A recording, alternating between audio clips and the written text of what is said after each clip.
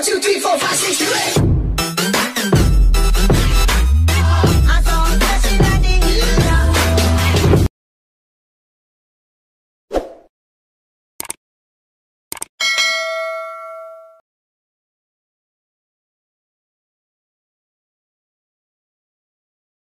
Oh, come on, man. Warahmatullahi wabarakatuh. Selamat siang, salam sejahtera untuk kita semua. Kembali lagi di sini bersama saya Muhammad Abdul Isra, mahasiswa Permaka Migas, Prodi Teknik Instrumentasi Kilang. Pada kesempatan kali ini saya akan mempresentasikan mengenai paket switching pada mata kuliah komunikasi data. Langsung saja.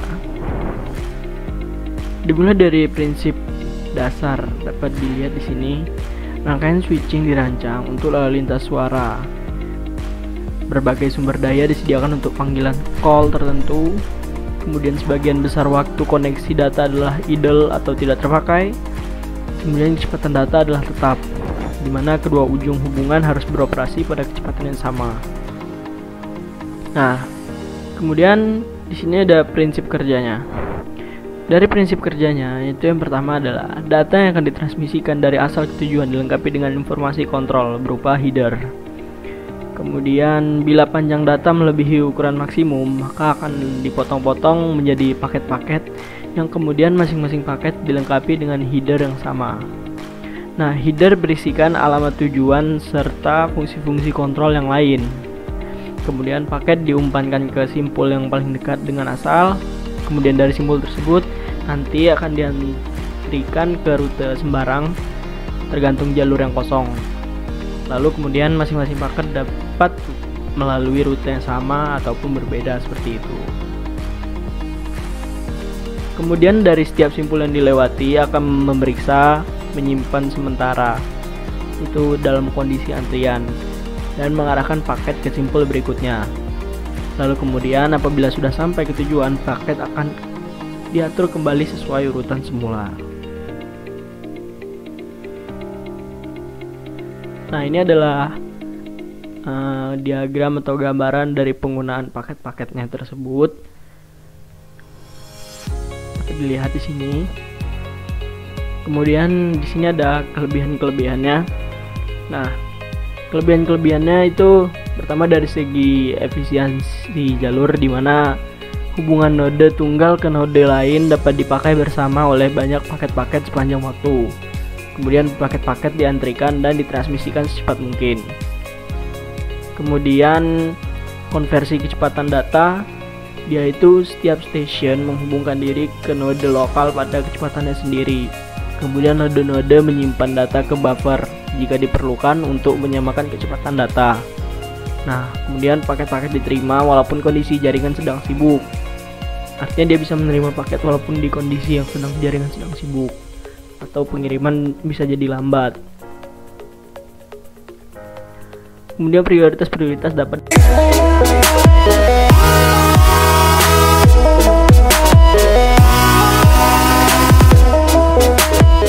diterapkan. Switching. Teknik switching itu dimana stasiun memilah pesan yang panjang menjadi paket-paket dan paket-paket dikirim satu persatu ke dalam jaringan. Nah, teknik switching ini dia paket-paketnya itu ditangani dalam dua cara. Pertama ada datagram, kemudian virtual circuit. Nah, apa sih datagram dan virtual circuit itu? Ya, masuk langsung saja yang pertama, yaitu datagram. Datagram di sini dimana setiap paket berisi alamat tujuan. Kemudian setiap simpul itu yang dilewati harus membuat keputusan untuk menentukan jalur yang akan dipilih. Kemudian masing-masing paket diperlukan secara terpisah, lalu tidak memerlukan setup panggilan. Kemudian simpul dapat mencairkan jalur alternatif bagi paket yang lain apabila jalur utama sedang digunakan. Nah, kemudian ini virtual circuit ya. Kalau dari virtual circuit ini, dia rute di antara dua stasiun sudah dibentuk sebelum melakukan transfer. Kemudian pertama dikirim paket informasi kontrol yang disebut paket permintaan panggilan. Kemudian ini meminta koneksi logika antara stasiun asal dan tujuan. Nah, sebenarnya kenapa sih pada dalam hal ini itu dengan menggunakan datagram itu lebih diuntungkan pelayanannya? Salah satunya alasannya, jadi kalau di datagram itu dia tidak memerlukan fase setup panggilan.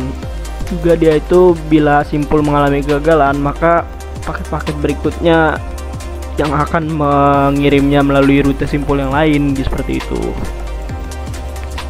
Selain itu juga pada datagram ini dia jika terjadi kemacetan atau congestion pada sebuah jalur, maka paket data dapat dicarikan jalur alternatif lain seketika itu juga.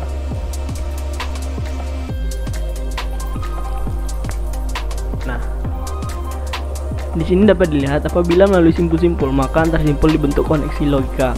Kemudian bila stasiun tujuan sudah siap menerima koneksi, akan dikirimkan paket penerima panggilan melalui simpul-simpul ke stasiun asal.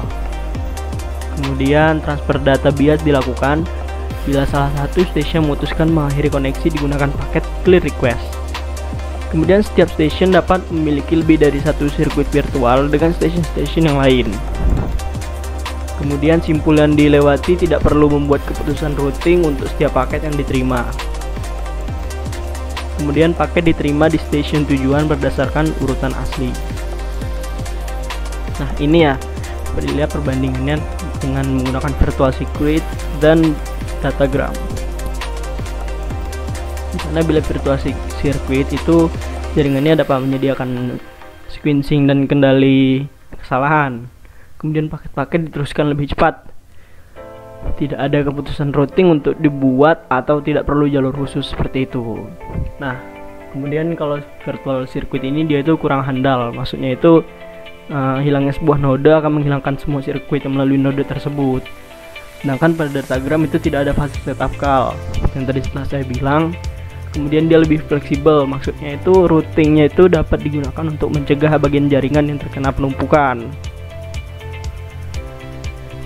Nah, ini berikutnya adalah ukuran paket. Dapat dilihat di sini. Itu jika dapat kita asumsikan bahwa itu X adalah stasiun asal, kemudian Y adalah stasiun tujuan, kemudian AB itu adalah simpul yang dilewati, dimana satu paket itu sama dengan 40 byte, sedangkan satu header itu sama dengan 3 byte.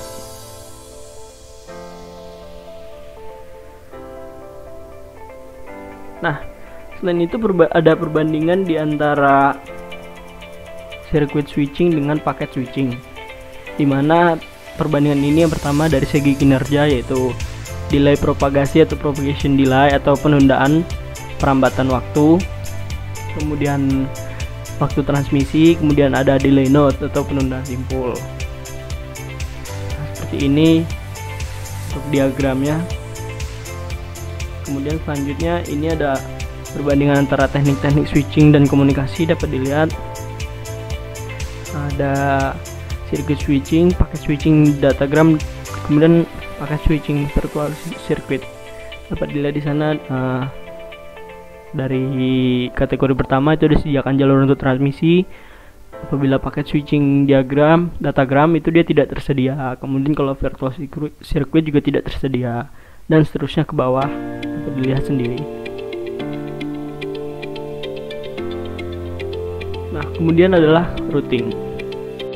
Di routing ini dia merupakan bagian yang kompleks, di mana aspek yang penting dari jaringan paket switching dia merupakan aspek yang penting, di mana karakteristik yang diperlukan yaitu correctness atau kecepatan atau kemunculan, kemudian simplicity sederhana, robustness kuat, stability kestabilan, fairness, optimality, dan efficiency. Nah, kriteria kinerjanya itu digunakan untuk pemilihan rute, kemudian hop yang minimal, kemudian biaya yang rendah. Nah, keputusan tempat dan waktu. Untuk waktu dia itu berdasarkan paket atau virtual circuit. Nah, untuk tempat dia itu ada terdistribusi atau dibuat oleh setiap node, kemudian terpusat dan di awal atau sumber. Kemudian sistem informasi jaringan dan pembaharuan atau update. Nah, keputusan routing biasanya berdasarkan pengetahuan topologi terhadap jaringan, ya walaupun tidak selalu. Namun dia itu routing itu dia selain itu dia juga terdistribusi, maksudnya yaitu node-nodenya itu menggunakan informasi lokal, kemudian bisa mengumpulkan info dari node sebelahnya yang berdekatan, kemudian bisa pula mengumpulkan info dari semua node pada satu rute yang berpotensi atau berkepentingan. Kemudian ada routing pusat, di mana dia mengumpulkan info dari semua node.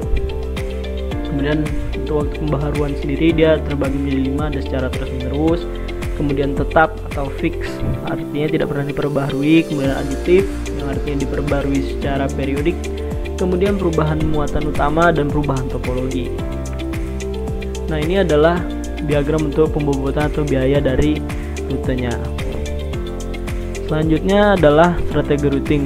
Itu ada tetap atau fix, kemudian flooding atau kebanjiran yaitu penuh. Sebenarnya itu secara referensinya itu ada juga strategi routing yang disebut acak atau random dan juga adaptif. Namun di sini kita akan membahas dua ini saja karena yang lebih umum dan lebih untuk diketahui. Kemudian pertama ada fixed routing, di mana terdapat rute permanen tunggal untuk setiap pasangan sumber ketujuan, kemudian menentukan rute dengan cara algoritma biaya termurah, kemudian rute tetap paling tidak sampai ada perubahan di dalam topologi jaringan. Nah, ini untuk tabel fixed routing ya. Ya. Kemudian untuk flooding, yaitu tidak perlu info jaringan, dan pakai dikirimkan oleh node yang setiap node-nya sebelahan. Kemudian paket yang datang dikirimkan kembali pada setiap jalur kecuali jalur datang atau masuknya paket tersebut. Kadang-kadang sejumlah duplikasi atau kopi paket bisa tiba di tujuan. Kemudian setiap paket diberi nomor unik sehingga duplikat dapat dibuang atau diabaikan.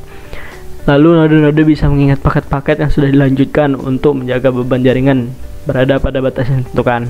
Kemudian hitungan hop dapat disertakan di dalam paket-paket.